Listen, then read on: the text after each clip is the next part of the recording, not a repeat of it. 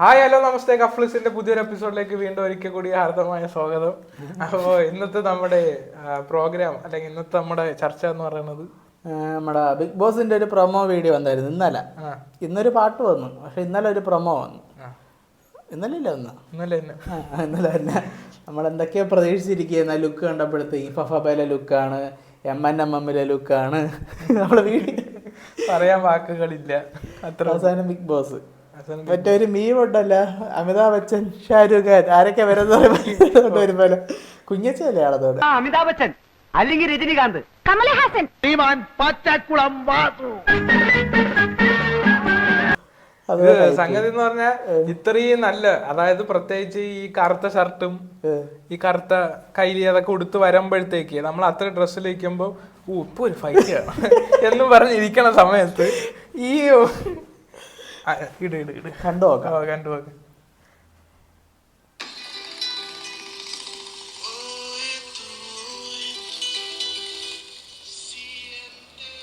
ഇവിടെയൊക്കെ അടിപൊളിയായിരുന്നു. അതെനിക്ക് മനസ്സിലായില്ല. അങ്ങനെ എന്തൊരു BB57 സീസൺ 7 ഇങ്ങനൊരു സെറ്റ് സാധനം. ഒന്ന് നിർത്തണേ, ഇതിനെ കുറിച്ച് 2 വാക്ക് പറയാനുണ്ട്. 2 അല്ല, ഒരു 4-5 വാക്ക് പറയാനുണ്ട്.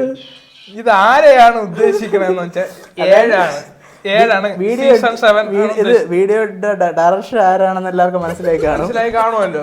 എവിടെ പോയാലും ഒരു എല്ല് വെച്ച് ആർക്ക് മനസ്സിലായില്ലെങ്കിൽ ഫോണൊന്ന് ഇങ്ങനെ തിരിച്ചാൽ മനസ്സിലാവും ആരാണ് എഡിറ്റ് ചെയ്യുന്നത്. ഇതൊക്കെ എപ്പോ നേരം കിട്ടണമെന്നോ ഇതൊക്കെ വന്ന് ചെയ്തിട്ട് പോയി. അങ്ങനെയുള്ള കാര്യങ്ങള് 7 എല്ല് എന്ത് ചെയ്യാൻ കൊള്ളാം. അപ്പുറത്തെ കാലാണ് മടക്കിയിരുന്നെങ്കിൽ 7 എങ്ങനെയാണ് ചെയ്യുന്നത്? അപ്പോഴും 7 അല്ലടാ വരുള്ളൂ തന്നെയല്ലേ. പിന്നെ ഇങ്ങനെയല്ലേ ഇരിക്കണത്. ഇപ്പൊ ഫ്രണ്ടിൽ നിന്ന് മടക്കിയിരുന്നെങ്കിൽ ഇപ്പോ 11ാമത്തെ എപ്പിസോഡിലേക്ക് വന്ന് നിന്നാ മതി. അത് സെറ്റ്.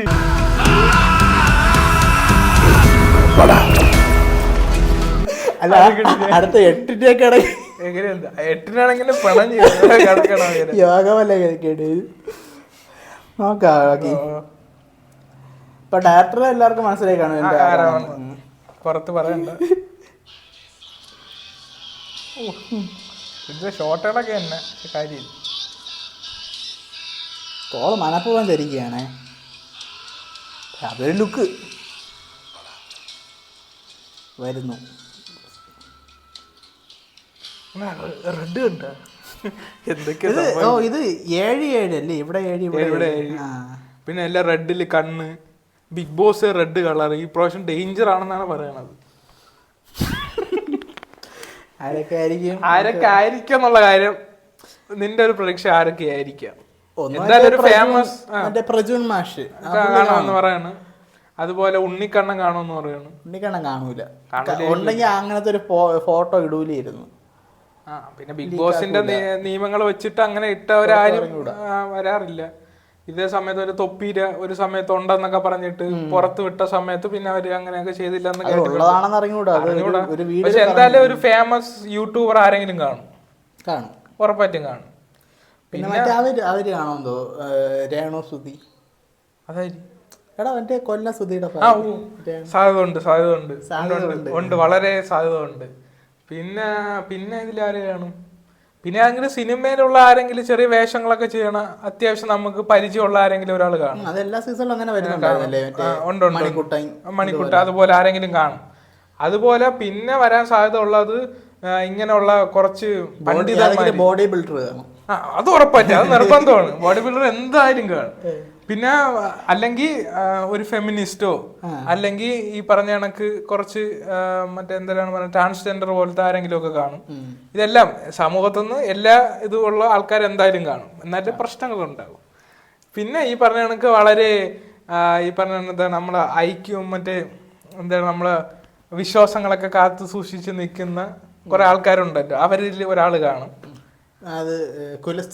കുലസ്ത്രീ, അതാണ് ആ വാക്ക്. എനിക്ക് വാക്ക് കിട്ടിയില്ല.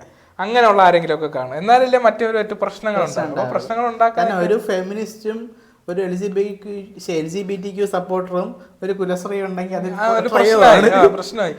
ലവ വന്നിട്ട് ഇങ്ങനെ ലിപ്സ്റ്റിക് ഒക്കെ ഇട്ട് കഴിഞ്ഞ സീസണിൽ അവന്റെ പേര് മറന്നുപോയി. മറ്റേ ഇങ്ങനെ അതൊക്കെ കാണിച്ച് അവനെ കളിയാക്കിയൊക്കെ. അവന്റെ പേരെന്തിനാണ്? അയ്യോ പേരെന്തോയിരുന്നു, പേര് മറന്നുപോയി. നിങ്ങൾക്ക് മനസ്സിലായി കാണും അത് ആരാണെന്ന്. അങ്ങനെയുള്ള അവനും പോലുള്ള ആൾക്കാർ കാണാം. അവൻ മറ്റേ അന്ന് വന്ന സമയത്ത് ഭയങ്കര ഒരു ഓള സൃഷ്ടിച്ച് അവൻ കപ്പടിക്കും എന്നൊക്കെ പറഞ്ഞ ഒരു സീസൺ ആയിരുന്നു അത്. നല്ല പ്ലെയർ ആയിരുന്നടാ. ആണ് എടാ, നല്ല പ്ലെയർ ആയിരുന്നു, ഭയങ്കര തിങ്കിങ് ആയിട്ടൊക്കെ കളിച്ചതാണ്. അങ്ങനെ ഒരുപാട് ആൾക്കാർ എന്തായാലും അതിനുള്ള എല്ലാത്തിനും കാണും. എല്ലാ മേഖലയിൽ നിന്നുള്ള എന്നാലും അടി ഉണ്ടാവും, അങ്ങനെയുള്ള പ്രശ്നങ്ങൾ. അപ്പൊ നമുക്ക് നോക്കാം ആരൊക്കെയാണ്. പക്ഷെ നീ ഇപ്പൊ ഉണ്ണിക്കണ്ണ വന്നാണെങ്കിൽ അവൻ അടിക്കാനുള്ള ചാൻസ് ഇല്ലേ? കരഞ്ഞാലും അവൻ എടുക്കും.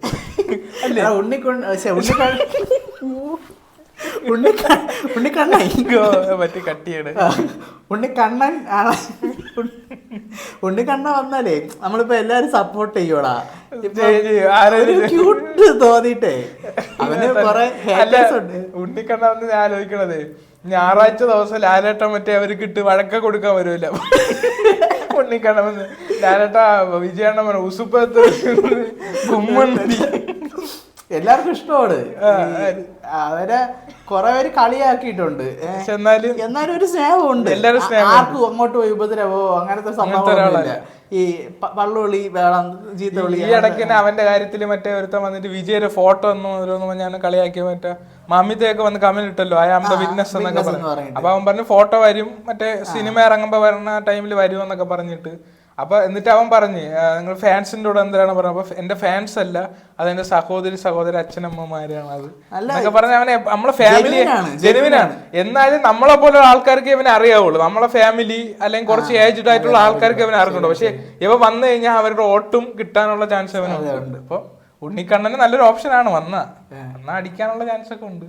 പക്ഷെ അങ്ങനെയുള്ള ഒരു കളി ആരെയും കണ്ടിട്ടില്ല അല്ലേ? വേറെ എല്ലാം വേറെ വേറെ ഗെയിം കൊള്ളായിരുന്നു, കാണാൻ തോന്നും കുറച്ചും കൂടെ രസമായിരുന്നു. കരച്ചിലും പിന്നെ കാര്യങ്ങള്. ഇപ്പം ഈ പ്രൊമോ കണ്ടപ്പോഴത്തേക്കും ആ 7 കണ്ടപ്പോഴത്തേക്കും ഞാൻ സ്ട്രൈക്ക് ആയി. അത് ഒന്നും കൂടെ റിയേറ്റ് ചെയ്യണം വിചാരിച്ചു. എന്തായാലും പൃഥ്വിരാജ് പിന്നെ കാണാനില്ലല്ലേ? ഇല്ല, എവിടെ പോയെന്തോ. അപ്പൊ എന്തായാലും നമുക്ക് ഇനി അടുത്ത എപ്പിസോഡിൽ കാണാം. അടുത്ത എപ്പിസോഡിൽ കാണാം. അപ്പൊ ബിഗ് ബോസിന്റെ പുതിയ വിശേഷങ്ങളൊക്കെ ഇനി വരുമെന്ന് വിചാരിക്കുന്നു അല്ലേ?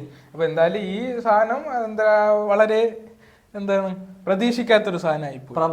പ്രമോ ഒരു നല്ല പടമെന്ന് വിചാരിച്ച് പടവും കിട്ടിയില്ല ഉള്ള അവസ്ഥയിലായിപ്പോയി. അപ്പൊ പുതിയ വിശേഷങ്ങളുമായി ഞങ്ങൾ ഉടനെ വരാൻ. Line cut.